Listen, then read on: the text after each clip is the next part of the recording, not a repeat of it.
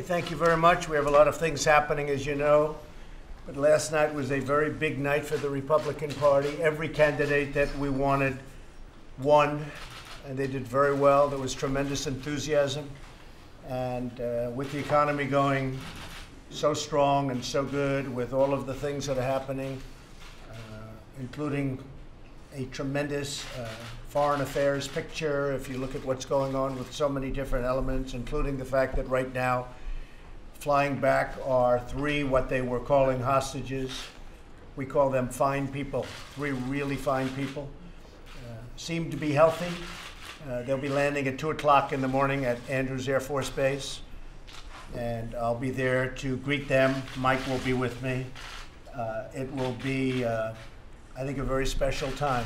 Nobody thought this was going to happen, and if it did, it would be years or decades, frankly.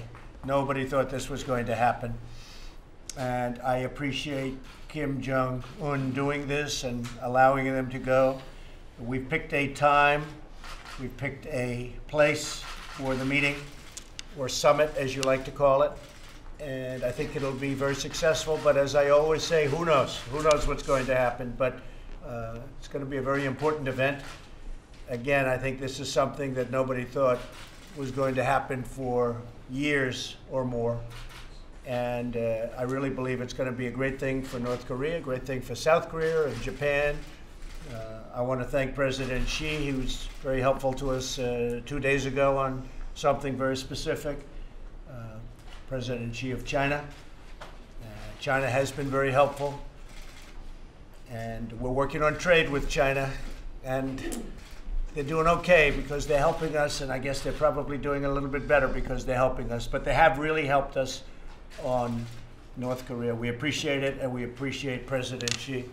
I just spoke to President Moon and explained what was taking place with respect to the three gentlemen, and President Moon of South Korea was very, very happy to hear it.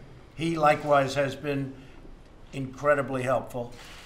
So the relationships we have with Prime Minister Abe, President Moon, President Xi, I think it all goes into what is taking place right now.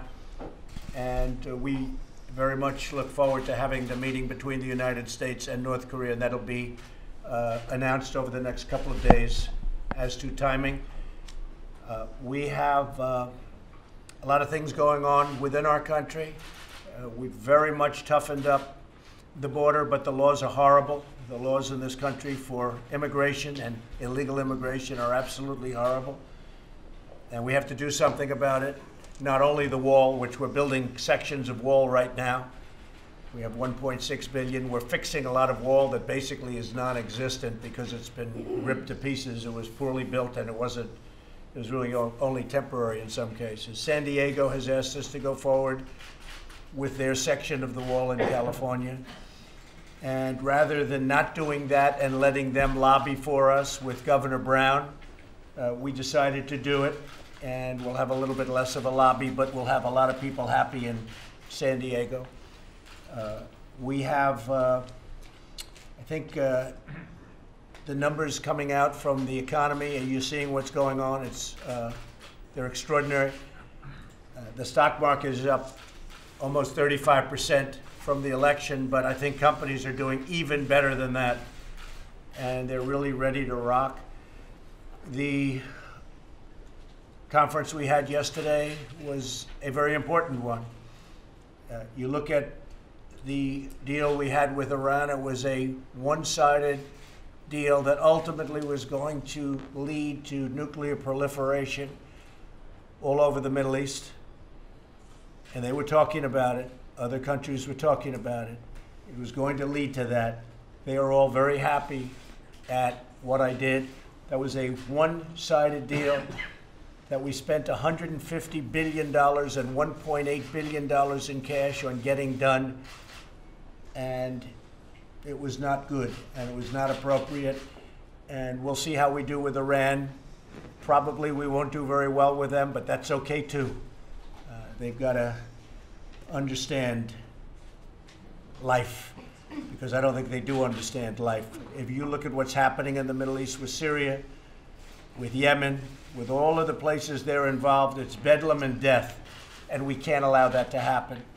So we have terminated a terrible, terrible deal that should have never, ever been made.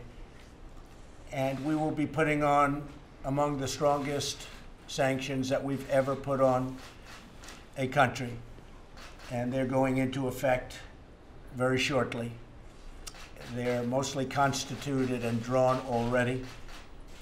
And we'll just have to see what happens. But we can't allow a deal to hurt the world. That's a deal to hurt the world. That's not a deal for the United States. That's a deal to hurt the world. And certainly Israel, you saw Benjamin Netanyahu get up yesterday and talk so favorably about what we did. Some of the senators, I watch them now as they say, oh, he shouldn't have done it. But they don't say it, the Democratic senators, they don't say it with their full throat. They don't say it with heart. Because they have one problem. They were totally against it. Like Chuck Schumer was totally against the deal. He voted against the deal. He was fighting with Obama. In fact, I remember reading at the time, they ended up in a fight together over this deal because he wanted to protect Israel, and he knows this deal is very bad for Israel and very bad for the Middle East. But I know that they voted against it, and then you'll see Chuck Schumer say, oh, he shouldn't have ended the deal. It's like, oh, perhaps he changed his mind. But by the way, the deal only got worse. So we have a lot of exciting things happening, and I think that's going to be an exciting thing. And perhaps, and you know, Iran will never say it because they're great negotiators. Kerry was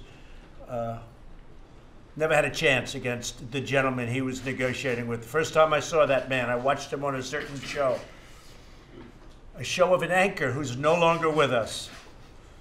He was taken down, but it was an interesting show. And I looked at him, and after about 3 minutes of watching the show, I said, there's no way that Kerry can negotiate against this gentleman. And that turned out to be a fact. So we're going to make either a really good deal for the world, or we're not going to make a deal at all.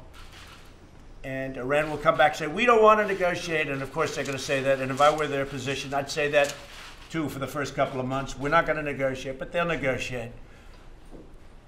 Or something will happen. And hopefully that won't be the case. So I just want to let you know the United States is strong. Our military is in a position that we haven't had in a long time. We have $700 billion approved and $716 billion for next year, numbers that we've never had before. We're rebuilding our military to a level that it's frankly never been. And these are good times to have a strong military, and hopefully we'll never have to use it. You know, peace through strength, which I believe in very strongly. So we're honored by the fact that the 3 gentlemen are coming home, and I look forward to seeing you, probably some of you, maybe a lot of you. It'll be 2 o'clock in the morning. It'll be quite a scene, and it'll be, to me, it's very exciting because it represents something. It represents something very important to this country. People never thought a thing like this could happen and can. People never thought you were going to have a situation where we're having serious and positive communication with North Korea. And we are. What happens? Who knows? We have a chance at something really great for the world, and great for North Korea, and great for everyone.